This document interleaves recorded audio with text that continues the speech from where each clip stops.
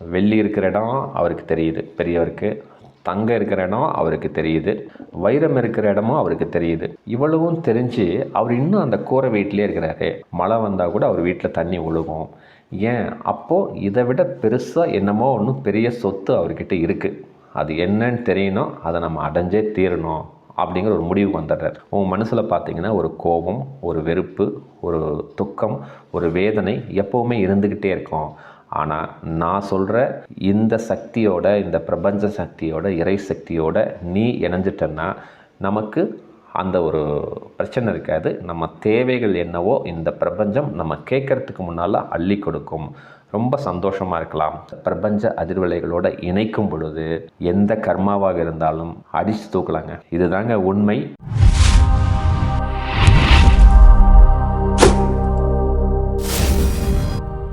அன்பு வணக்கங்க. இன்றைக்கி ஒரு சூப்பரான தலைப்பை நம்ம விவாதிக்கலாம். ஒரு கதை சொல்கிறேன். கதையிலிருந்து நம்ம மனசுக்கு நம்மளோட இறைத்தன்மை எவ்வளோ முக்கியம் அப்படிங்கிறத நான் சிறப்பாக சொல்கிறேங்க. அற்புதமாக செயல்படுத்துங்க. செயல்படுத்துகிறது எந்த சந்தேகம் இருந்தாலும் என்னுடைய வாட்ஸ்அப் நம்பர் 9080274280 வாய்ஸ் மெசேஜ் பண்ணுங்கள். கட்டணம்லாம் எதுவும் கிடையாதுங்க. நலமாக பேசி அற்புதமாக செயல்படுத்தலாம். வீடியோக்குள்ளே போகலாங்க. ஒரு இளைஞன் திருமணம் ஆயிடுச்சு, 2 குழந்தைகள் இருக்குது. அவனுக்கு என்ன ஒரு சூழ்நிலைன்னா, ஒரு சரியான வேலை கிடைக்கல. குழந்தைங்களை ஸ்கூலில் சேர்த்த முடியல, பொருளாதாரம் இல்லை. வேலை இல்லைங்கும் பொழுது வருமானம் இல்லைங்கிறதுனால குடும்ப தொகைக்கே ஒரு சாப்பிட்றதுக்கே ரொம்ப கஷ்டமான சூழ்நிலையில் இருக்கிறாரு. என்ன செய்கிறதுன்னு தெரியல. ஒரு வருத்தத்தில் அப்படியே ஒரு காட்டு பகுதியில் போயிட்டுருக்கும் பொழுது ஒரு கூரை வீட்டில் ஒரு பெரியவர்னு சொல்லலாம், இல்லை ஒரு முனிவர்னு நம்ம வச்சுக்கலாம். அந்த முனிவர் கேட்குறாரு, என்னப்பா நீ பாட்டுக்கு வருத்தமாக போயிட்டுருக்க, என்ன உனக்கு தேவை அப்படிங்கிறத அவர் கேட்குறாரு. கேட்டவொடனே இவர் தன்னோட சூழ்நிலையை சொல்கிறார். ஐயா, எனக்கு 2 குழந்தைங்க இருக்குது, கல்யாணம் ஆயிடுச்சு, வருமானம் இல்லை, குடும்ப தொகையே எனக்கு இல்லை, அதனால் நல்ல சாப்பாடு சாப்பிட்டே ரொம்ப நாள் ஆகுது, என்ன செய்கிறதுன்னே தெரியல, ஒரு நல்ல வேலை வேணும், குழந்தைங்கள ஸ்கூலில் சேர்த்தணும், ஸ்கூலில் சேர்த்துற வயசாகிடுச்சு, ஸ்கூலில் சேர்த்துறதுக்கு எனக்கு பொருளாதாரம் இல்லை, ரொம்ப கஷ்டத்தில் இருக்கேன், என்ன செய்கிறதுன்னே தெரியல அப்படின்னு சொல்லி அந்த முனிவர்கிட்ட, அந்த பெரியவர்கிட்ட அந்த இளைஞன் புலம்புறான். அப்போ அந்த முதியவர், அந்த பெரியவர், அந்த ஞானி சொல்கிறார், சரிப்பா நான் ஒன்று சொல்கிறேன், நீ என்ன பண்ணுறீங்க, இப்படியே போங்க, ஒரு 500 அடி போன உடனே ஒரு பெரிய ஒரு ஆலமரம் வரும், பக்கத்தில் ஒரு குகை இருக்கும், உள்ளே போங்க, தேவையான வெள்ளிக்காசுகள் நீங்கள் எடுத்துக்கங்க, உங்கள் வாழ்க்கையில் என்ன தேவையோ அதை நிறைவேற்றிக்கிங்க அப்படின்னு அந்த பெரியவர் ஞானி அந்த முனிவர் சொல்கிறார். சரின்னு சொல்லிட்டு இவனும் ஒரு நம்பிக்கையின் பேரில் போகிறான். கொஞ்சம் தூரம் நடக்கிறான். போனவொன்னே ஒரு பெரிய ஆலமரம் வருது. ஆலமரத்துக்கு பக்கத்தில் ஒரு குகை இருக்குது. உள்ளே போனவொன்னா பார்த்திங்கன்னா நிறைய வெள்ளிக்காசுகள் இருக்குது. அவனால் எவ்வளோ எடுத்துகிட்டு வர முடியுமோ அந்த வெள்ளிக்காசுகள் எடுத்துகிட்டு வீட்டுக்கு வரான். வீட்டுக்கு வந்தவுடனே ஒரு தொழில் ஒன்று அமைச்சிக்கிறான். ஏன்னா ஒரு வருமானம் வரணும்ல, அதுக்காக ஒரு தொழில் ஒன்று அமைச்சிக்கிறான். ஒரு சின்ன வீடு ஒன்று கட்டிக்கிட்டான். அவன் தேவைக்கு ஒரு வீடு கட்டிக்கிட்டான். குழந்தைங்கள ஒரு நல்ல ஸ்கூலில் சிறப்பாக சேர்த்திட்டான். அவனுக்கு வருமானம் வர ஆரம்பிச்சிருச்சு. குடும்பம் ரொம்ப ஸ்மூத்தாக போயிட்டுருக்கு. ரொம்ப சந்தோஷமாக இருக்கான். அப்போ அவனுக்கு ஒரு சிந்தனை வருது. இப்படியே நாட்கள் ஓடுது. சில வருடங்கள் போயிடுச்சு. அவனுக்கு ஒரு ஆசை, சரி நம்ம பிஸ்னஸ் இன்னைக்கு கொஞ்சம் டெவலப் பண்ணலாம். மிஸ்ஸஸ்க்கு வேறு உடம்பு சரியில்லைன்னு அடிக்கடி சொல்லிகிட்டு இருக்காங்க. அதுக்கு நமக்கு பணம் வேணும். நம்ம கொஞ்சம் வீடு இப்போ இருக்குது, இனி கொஞ்சம் பெரிய வீடாக இருந்தால் நல்லாயிருக்கும்னு நினைக்கிறேன். ஒரு கார் இருந்தால் ஈஸியாக இருக்கும். எனக்கு ஒரு காரு, குழந்தைங்கள்லாம் ஸ்கூலுக்கு போகிறதுக்குலாம் ஒரு கார் இருந்தால் நல்லாயிருக்கும்னு நினைக்கிறேன். சரி ஓகே, நம்ம முனிவர்கிட்ட போய் கேட்போம், அந்த பெரியவர்கிட்ட போய் கேட்கலான்னு சொல்லிட்டு அந்த பெரியவரை பார்க்க போகிறாரு. போயிட்டு தன்னோட சூழ்நிலையை விவரிக்கிறார். ஐயா, இன்றைக்கி நான் நல்லா இருக்கேன், சாப்பாட்டுக்கெல்லாம் கஷ்டம் இல்லை, நல்லா இருக்கேன், ஒரு தொழில் இருக்குது, குழந்தைங்கள்லாம் நல்லா படிக்கிறாங்க, மனைவி சந்தோஷமாக இருக்கா. இப்போ ஒரு சூழ்நிலை, மனைவிக்கு உடம்பு சரியில்லை, ஒரு ஆப்ரேஷன் பண்ணோம், அதுக்கு எனக்கு பணம் வேணும். வீடு வந்து இன்னைக்கு கொஞ்சம் பெருசாக கட்டலான் இருக்கேன். அப்புறம் பிஸ்னஸை இன்னைக்கு கொஞ்சம் டெவலப் பண்ணலான் இருக்கேன். அப்புறம் கார் 2 வாங்கினா எனக்கு ஒரு காரு, என் குழந்தைங்கள்லாம் ஸ்கூலுக்கு போகிறாங்க, கூப்பிட்டு வரத்துக்கு எல்லாம் ஒரு கொஞ்சம் வசதியாக இருக்கும்னு நினைக்கிறேன். எனக்கு ஏதாவது ஒரு ஹெல்ப் பண்ண முடியுமா அப்படின்னு சொல்லி அந்த முனிவர்கிட்ட, பெரியவர்கிட்ட அந்த நபர் கேட்குறாரு. உடனே அந்த பெரியவர் என்ன சொல்கிறாரு, ஒன்றும் கவலைப்படாத, வருத்தப்படாத, இங்கேருந்து ஒரு கிலோமீட்டர் பக்கம் போங்க, ஒரு பெரிய மலை ஒன்று வரும், அதுக்கு கீழே பார்த்தீங்கன்னா ஒரு பெரிய குகை ஒன்று இருக்கும், அந்த குகைக்குள்ளே போங்க, உங்களுக்கு தேவையான தங்க காசுகளை நீங்கள் எடுத்து வந்துடுங்க, உங்கள் வாழ்க்கையில் நீங்கள் என்ன நினச்சிங்களோ அற்புதமாக செயல்படுத்துங்க அப்படின்னு சொல்லி அந்த பெரியவர் சொல்கிறார். சொன்ன உடனே இவனுக்கு ஒரு சந்தோஷம்.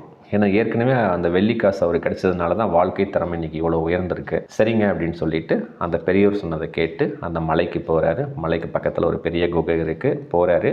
தன்னால் எவ்வளோ தங்க காசுகள் எடுத்துகிட்டு வர முடியுமோ எல்லாத்தையுமே எடுத்துகிட்டு வந்துட்டார். எடுத்துகிட்டு வந்துட்டு வீட்டுக்கு வந்துட்டு அவங்க மிஸ்ஸஸ்க்கு ட்ரீட்மெண்ட் ஹாஸ்பிட்டல் செலவெல்லாம் பண்ணிட்டாரு. ஒரு பெரிய வீடு கட்டிட்டாரு. ஒரு 2 கார் வாங்கிட்டாரு. தன்னோட தேவைகள், பிஸ்னஸ் டெவலப்மெண்ட் எல்லாம் சூப்பராக பண்ணிட்டாரு. ரொம்ப வசதியாக இருக்கார். ரொம்ப நல்லா இருக்கார். இப்படி நாட்கள் போயிட்டே இருக்குது. போனவுடனே அவருக்கு என்ன இன்னொரு ஆசை வருதுன்னா, வாழ்க்கையில் தேவையானதெல்லாம் நம்ம அச்சீவ் பண்ணிட்டோம், இருந்தாலும் நமக்கு ஒரு கெத்து இருக்கணும், நமக்கு ஒரு அந்தஸ்து வேணும், நம்மளை 4 பேர் மதிக்கணும், அதுக்கு நம்ம அரசியலுக்கு போகணும். அதே மாதிரி பிஸ்னஸை ஒரு உலக தரத்துக்கு இன்டர்நேஷ்னல் ஸ்டாண்டர்ட்ஸில் நம்ம பிஸ்னஸை எல்லா இடத்துலையும் பரப்பணும். அதுக்கு நம்ம என்ன செய்யலாம், நமக்கு இன்னும் பொருளாதாரம் நிறைய தேவை, நாம் அந்த பெரியவர்கிட்ட போய் கேட்கலாம் அப்படின்னு சொல்லிட்டு அந்த பெரியவர்கிட்ட போய் கேட்குறாரு.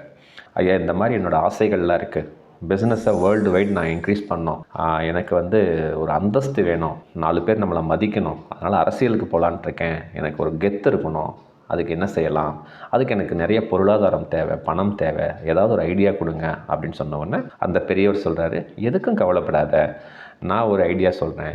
நீ என்ன பண்ணுறீங்கன்னா, ஒரு 4 கிலோமீட்டர் தள்ளி ஒரு பெரிய நீர்வீழ்ச்சி இருக்கும். அந்த நீர்வீழ்ச்சி கீழே பார்த்தீங்கன்னா உள்ளே கீழே ஒரு சின்ன குகை இருக்கும். அந்த குகைக்குள்ளே போங்க, ஏகப்பட்ட வைரங்கள் அங்கே இருக்குது, உங்களுக்கு என்ன தேவையோ நீ எடுத்துகிட்டு வந்துட்டு சந்தோஷமாக இரு அப்படின்னு சொல்கிறார். இவனுக்கு ஏகப்பட்ட சந்தோஷம். நேராக அங்கே போகிறாரு. அந்த நீர்வீழ்ச்சியை பார்க்குறாரு. பார்த்த உடனே கீழே ஒரு குகை இருக்குது. உள்ளே போகிறாரு. தேவையான வைரத்தை எடுத்துகிட்டு வந்துடுறாரு. வந்த உடனே பிஸ்னஸை வேர்ல்டு வைடு டெவலப் பண்ணிட்டார். அரசியலில் ஒரு பெரிய ஆளாயிட்டார். தன்னோட தேவைகள் எல்லாம் பூர்த்தி பண்ணிட்டார். ரொம்ப கெத்து. டிவி திறந்தால் அவர் பேர் தான் வருது. அவர் அந்தளவுக்கு ஒரு மிகப்பெரிய ஆளாக, ஆளுமை திறமையாக அந்த நபர் ஆயிட்டார். இப்படியே நாட்கள் போகுது. பல வருடங்கள் ஆகுது. அவருக்கு ஒரு யோசனை வருது. சரி, வெள்ளி இருக்கிற இடம் அவருக்கு தெரியுது பெரியவருக்கு, தங்கம் இருக்கிற இடம் அவருக்கு தெரியுது, வைரம் இருக்கிற இடமும் அவருக்கு தெரியுது. இவ்வளவும் தெரிஞ்சு அவர் இன்னும் அந்த கூரை வீட்டிலே இருக்கிறாரு. மழை வந்தால் கூட அவர் வீட்டில் தண்ணி ஒழுகும். ஏன், அப்போது இதை விட பெருசாக என்னமோ ஒன்றும் பெரிய சொத்து அவர்கிட்ட இருக்குது, அது என்னன்னு தெரியணும், அதை நம்ம அடைஞ்சே தீரணும் அப்படிங்கிற ஒரு முடிவுக்கு வந்துடுறார். முடிவுக்கு வந்துட்டு மறுபடியும் நடந்து போகிறார். அவர் பெரியவரை போய் பார்க்க போகிறார். பெரியவரே, எனக்கு ஒரு சந்தேகம். இப்போ பார்த்தீங்கன்னா, நீங்கள் எனக்கு ஸ்டார்டிங்கில் ஒரு வெள்ளி எங்கே இருக்குதுன்னு சொன்னீங்க, தங்கம் எங்கே இருக்குதுன்னு சொன்னீங்க, வைரம் எங்கே இருக்குதுன்னு சொன்னீங்க. நான் இன்றைக்கி ரொம்ப வாழ்க்கையில் ரொம்ப சந்தோஷமாக நிறைவாக இருக்கேன். என்னோடய தேவைகள் எல்லாம் இருக்குது. எனக்கு பெரிய அந்தஸ்து இருக்குது, பணம் இருக்குது, செல்வம் இருக்குது, எல்லாமே இருக்குது. ஆனால் இத்தனையும் தெரிஞ்ச நீங்கள் இந்த கூரை வீட்டில் தான் இருக்கீங்க. மழை வந்தால் கூட தண்ணி உள்ளே வரும். அப்போ இதை விட மிகப்பெரிய சக்தி உங்கள்கிட்ட ஒன்று இருக்குது. ஏதோ ஒன்று சொத்து, மிகப்பெரிய சொத்து நீங்கள் வச்சுருக்கீங்க. எனக்கு அந்த சொத்து வேணும். அதுக்கு எந்த குகையில் போகணும்னு சொல்லுங்கள், நான் அந்த குகைக்கு போகிறேன், அதை நான் எடுத்துகிட்டு வரணும், எனக்கு அருள் புரியுங்க அப்படின்னு சொல்கிறார். உடனே அவர் அந்த பெரியவர் சொல்கிறாரு, சிரிக்கிறார். அது எந்த குகைக்குள்ளேயும் இருக்காது, அந்த சக்தி வேணும் அப்படின்னு சொன்னீங்கன்னா உன்னோட மனசில் தான் இருக்குது. ஸோ உங்கள் மனசு குகைக்குள்ளே அந்த சக்தி இருக்குது. அதுதான் இறை சக்தி, அதுதான் பிரபஞ்ச சக்தி. அதை நீ அடைஞ்சிட்டன்னா நம்ம வாழ்க்கையில் என்ன தேவைங்கிறோமோ தேவையின் அடிப்படையில் எந்த சூழ்நிலைகள் நமக்கு ஏற்பட்டாலும் நமக்கு எல்லா தேவைகளும் அற்புதமாக கிடைக்கும். ஏன்னா இப்போ உன்னோட பல வருடங்களாக எடுத்துக்கோ. ஃபஸ்ட்டு ஒரு தேவைக்காக வந்த, 2வது ஒரு தேவைக்காக வந்த, 3வது ஒரு தேவைக்காக வந்த. உன்னோட மனசில் பார்த்தீங்கன்னா ஒரு ஆசை அதிகமாகிட்டே தான் இருக்குது. இது இருந்தால் பரவாயில்ல, அது இருந்தால் பரவாயில்லன்னு ஒரு ஆசை அதிகமாகுது. உன் மனசில் பார்த்தீங்கன்னா ஒரு கோபம், ஒரு வெறுப்பு, ஒரு துக்கம், ஒரு வேதனை எப்போவுமே இருந்துக்கிட்டே இருக்கும். ஆனால் நான் சொல்கிற இந்த சக்தியோட, இந்த பிரபஞ்ச சக்தியோட, இறை சக்தியோட நீ இணைஞ்சிட்டன்னா நமக்கு அந்த ஒரு பிரச்சனை இருக்காது. நம்ம தேவைகள் என்னவோ இந்த பிரபஞ்சம் நம்ம கேட்குறதுக்கு முன்னால் அள்ளி கொடுக்கும். ரொம்ப சந்தோஷமாக இருக்கலாம். நீ நினச்சிட்ருக்கிறது இதெல்லாம் கிடைச்சா சந்தோஷம்னு நினச்சிட்ருக்க. நான் எப்போவுமே சந்தோஷமாக தான் இருக்கேன், ரொம்ப மகிழ்ச்சியாக இருக்கேன். உனக்கு தேவைன்னு சொல்லு, அதை நான் செயல்படுத்துகிறேன் அப்படின்னு சொல்கிறார். உடனே அந்த நபர் சொல்கிறாரு, அவசியம் எனக்கு தேவைங்கயா, நான் டெய்லி வரேன், எனக்கு ஒரு 2 hours 3 hours எனக்கு அது என்ன செய்யணும்னு சொல்லுங்கள், அந்த இறைத்தன்மையை அடையணுன்னா நான் என்ன செய்யணும்னு சொல்லுங்கள், நான் சிறப்பாக செயல்படுத்துகிறேன் அப்படின்னு சொல்லி டெய்லி 2 மணி நேரம் வந்து அதை கற்றுக்கிறார். இதுதான் கதை. இந்த கதையிலேருந்து நம்ம என்ன தெரிஞ்சுக்கணுங்க, அதாவதுங்க நம்ம தேவைகள் எல்லாமே பார்த்திங்கன்னா ஒரு ஆசையின் அடிப்படையிலே போகுது. இது இருந்தால் நல்லாயிருக்கும், அது இருந்தால் நல்லாயிருக்கும், பார்த்து பழசை மறந்துடுறோம். அதுக்கப்புறம் இது வந்தால் நல்லாயிருக்கும், இந்த வீடு வாங்கினா நல்லாயிருக்கும், இந்த சொத்து வாங்கினா நம்ம சந்தோஷமாக இருப்போம், இந்த கார் வாங்கினா சந்தோஷமாக இருப்போம்னு சொல்லிட்டு அதெல்லாம் அடைஞ்சாதான் சந்தோஷம். ஒரு அரசியலில் போகணும், ஒரு கெத்து இருக்கணும், நம்மளை 4 பேர் பாராட்டணும், இந்த 4 பேருக்காகவே நான் வாழணும்னு சொல்லிட்டு சந்தோஷத்தை நீங்கள் வெளியில் தேடிட்டே இருக்கிறீங்க. புரியுதுங்களா? அந்த பெரியவர் சொன்ன மாதிரி நமக்குள்ளே ஒரு மிகப்பெரிய சக்தி இருக்குங்க. நம்ம உடம்புக்குள்ளே நம்ம மனசுக்குள்ளே ஒரு மிகப்பெரிய அற்புதமான சக்தி இருக்குது. அந்த சக்தி தான் இறை சக்தி அல்லது பிரபஞ்ச சக்தி அல்லது இயற்கையின் சக்தின்னு சொல்லலாம். அதை அடையிறதுக்கு நமக்குள்ளே தான் நம்ம பயணம் செய்யணும். நமக்குள்ளே நம்ம பயணித்தா அந்த சக்தியை நம்ம உணர்ந்தோன்னா அதுக்கு தான் என்ன சொல்லுவாங்கன்னா, நம்ம மனசில் பார்த்திங்கன்னா ஒரு வருத்தமோ ஒரு கோபமோ ஒரு வேதனையோ ஒரு மன உளைச்சலோ ஒரு வெறுப்போ ஒரு பொறாமையா கட்டாயம் நம்ம மனசில் இருக்காது. எதிரில் இருக்கிறவங்க எந்த சூழ்நிலைகள் செயல்படுத்தினாலும் நமக்கு அது பாதிப்படையாது. நம்ம எதிர்வினை ஆற்ற மாட்டோம். இந்த இடத்துல இன்னும் கொஞ்சம் விளக்கமாக நான் சொல்கிறேங்க. அதாவது என்ன சொல்லுவாங்கன்னாங்க, ஒவ்வொரு மனசுலேயுங்க நம்ம மனசில் பார்த்தோங்கன்னா ஒரு ஆழ்மன பதிவுகள் நிறையா இருக்கும். அது என்ன சொல்லுவாங்கன்னா சப்கான்ஷியஸ் இம்ப்ரெஷன் அப்படின்னு சொல்லுவாங்க. நிறையா இருக்கும். கடந்த கால நிகழ்வுகள், இப்படி நடக்கலையேங்கிற வருத்தங்கள், ஏதாவது ஒன்று நம்ம மனசில் ஒரு சப்கான்ஷியஸ் இம்ப்ரெஷன் நம்ம மனசில் இருந்துக்கிட்டே தான் இருக்கும். அதுக்கு தான் பேர் கர்மான்னு சொல்கிறாங்க. புரியுதுங்களா? அதை நம்ம அனுபவிச்சே தான் ஆகணும் அப்படின்னு சொல்லுவாங்க. ஆனால் நான் இந்த இடத்துல என்ன தெளிவுபடுத்துகிறேன்னாங்க, நமக்கு எந்த மாதிரி சப்கான்ஷியஸ் இம்ப்ரெஷன் இருந்தாலும் அல்லது ஆழ்மன பதிவுகள் நிறைய இருந்தாலும், ஏன் அந்த கர்மாவே விதி இப்படி தான் இருக்கணும் அப்படின்னு நம்மளை செயல்படுத்தினாலும், நீங்கள் அந்த இறைத்தன்மையோடு இருந்தீங்கன்னா எதிரில் எந்த வினைகள் நமக்கு நடந்தாலும் நம்ம மனசில் ஒரு வருத்தம், ஒரு வேதனை, ஒரு துக்கம், ஒரு வெறுப்பு, ஒரு மன உளைச்சல், ஒரு பதட்டம் இல்லாமல், ஒரு பய உணர்வு இல்லாமல் நீங்கள் எது நடந்தாலும் கருணை மனதோடு இது இறைவனால் தான் நடத்தப்பட்டது, இதை நான் சந்தோஷமாக ஏற்றுக்கிறேன் அப்படின்னு சொல்லி இறைத்தன்மையோடு நீங்கள் செயல்பட்டால் அந்த கர்மா இருக்கு இல்லைங்க, ஓடி போயிடுங்க. ஸோ கர்மாவை இப்படி தான் நம்ம கழிக்க முடியும். ஸோ நம்ம எப்போ தெரியுங்களா நம்ம தோற்று போகிறோம், ஐயோ இந்த மாதிரி வந்துருச்சே, இறைவன் எனக்கு ஒன்றுமே செய்யலையே அப்படின்னு சொல்லி நீங்கள் அதை அக்செப்ட் பண்ணாமல் எதிர்வினை ஆட்டினீங்கன்னா, இப்படி செய்யலாம் அப்படி செய்யலாம் அப்படின்னு நீங்கள் ஒரு பொருளாதார அடிப்படையில் நீங்கள் வேகமாக ஓடுனீங்கன்னா அங்கே நீங்கள் சிக்கலில் மாட்டிக்கிறீங்க, அந்த லாக் ஆகிடுறீங்க. புரியுதுங்களா நான் சொல்கிறது? அதனால் அந்த கர்மா, அந்த செல்ஃப் கான்சியஸோட இம்ப்ரெஷன் எதுவாக இருந்தாலும் நீங்கள் அந்த இறைத்தன்மையோட அற்புதமாக நீங்கள் இறைவன் தான் இந்த சூழ்நிலையை கொடுத்தாரு, எனக்கு ஒரு அனுபவத்துக்காக கொடுத்துருக்கிறாரு, இறைவனுக்கு நன்றி, நீங்கள் கிராட்டிடியூடோட நன்றியுணர்வோடு நீங்கள் செயல்பட்டால் அந்த கர்மா எவ்வளோ சீக்கிரம் கரைஞ்சிடுமோ சிறப்பாக கரைஞ்சிடுங்க. அந்த இறைவன் உங்கள் தேவைகளை அற்புதமாக செயல்படுத்துவார். இது தாங்க உண்மை. அற்புதமாக செயல்படுத்தி பாருங்கள், சூப்பரான மாற்றம் நம்ம வாழ்க்கையில் நிகழும்.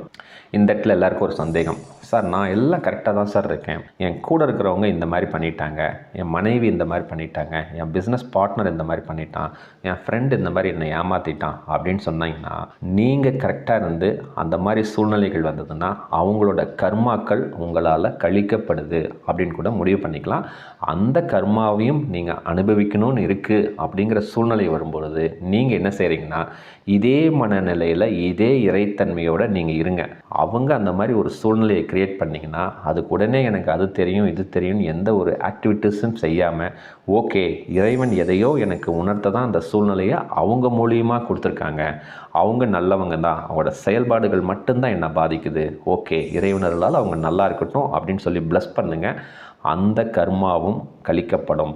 நீங்கள் எதிர்வினை ஆற்றாமல் இறைவன் தான் இதுக்கு காரணம், எதையோ ஒன்று புரிய வைக்கிறாருன்னு நீங்கள் இறைத்தன்மையோடு இருந்து பாருங்கள், வாழ்க்கை ரொம்ப சந்தோஷமாக இருக்கும்.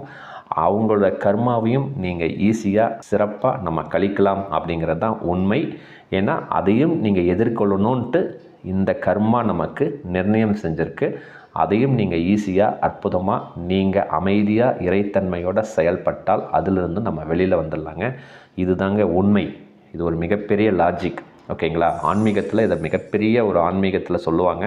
நான் ரொம்ப ஷார்ட்டாக ஸ்வீட்டாக உங்களுக்கு புரியணுங்கிறதுனால நம்ம ஆழ் மனசில் இருக்கிற இம்ப்ரெஷன், அதாவது சப்கான்ஷியஸ் இம்ப்ரெஷன் அல்லது கர்மா அல்லது ஆழ்மன பதிவுகள் எதுவாக இருந்தாலும், மற்றவர்களால் நமக்கு ஏற்படுற ஆழ்மன பதிவுகளாக இருந்தாலும் சரி, கர்மாவாக இருந்தாலும் சரி, நம்ம இறைவன் தான் எல்லாமே, இறைவன் தான் என்னை செயல்படுத்துகிறாரு, இந்த நிகழ்வுக்கு இறைவன் தான் காரணம் அப்படின்னு சொல்லி நீங்கள் இறைத்தன்மையோட உங்கள் மனதினை நம்ம என்ன அதிர்வலைகளை இந்த இறைவனோட இறைத்தன்மை அதிர்வலைகளோட அல்லது இந்த பிரபஞ்ச அதிர்வலைகளோட இணைக்கும் பொழுது எந்த கர்மாவாக இருந்தாலும் அடித்து தூக்கலாங்க. இதுதாங்க உண்மை. நீங்கள் செயல்படுத்தி பாருங்கள். இதெல்லாம் ஒரு எக்ஸ்பீரியன்ஸில் தான் நம்ம செயல்படுத்தினா தான் தெரியும்.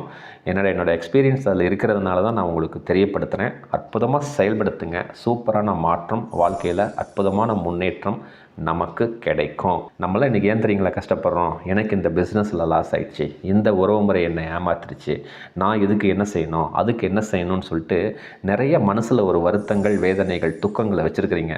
அதெல்லாம் ஒன்றுமே வச்சுக்காதீங்க.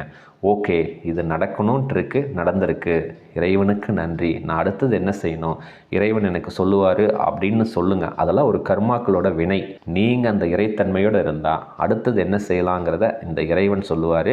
0.001% கூட சந்தேகம் இருக்கக்கூடாது. அற்புதமாக நீங்கள் இறைத்தன்மையோடு இருந்து பாருங்கள். 100% மாற்றம் உடனடியாக நடக்கும். இதுதாங்க லாஜிக். அற்புதமாக செயல்படுத்துங்க. எந்த சந்தேகமாக இருந்தாலும் எனக்கு ஒரு வாட்ஸ்அப்பில் வாய்ஸ் மெசேஜ் கொடுங்க. நலமாக பேசி அற்புதமாக டியூனப் பண்ணிக்கலாங்க. மிக்க நன்றிங்க. மிக்க மகிழ்ச்சிங்க.